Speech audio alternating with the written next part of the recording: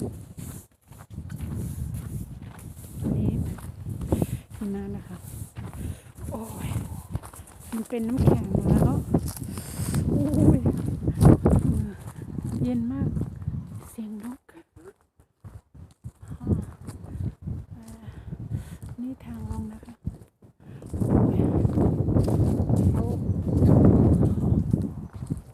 เย็นมากมากกำลังมองหานกอยู่ที่ไหนได้ยินเสียงของนกโอ้ยsorry โอ้ยฮอสที่นู่นมีม้านะคะโอ้ยนี่ขอตัวมือเย็นมากมาก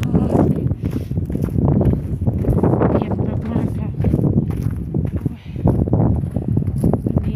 ตอนนี้น่าจะ-2แล้ว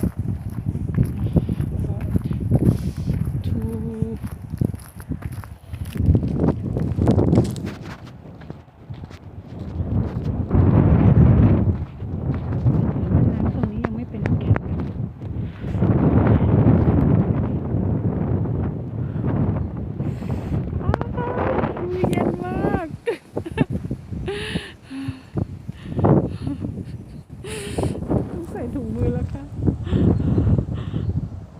โอ้ออกมาโอ้ยยินดี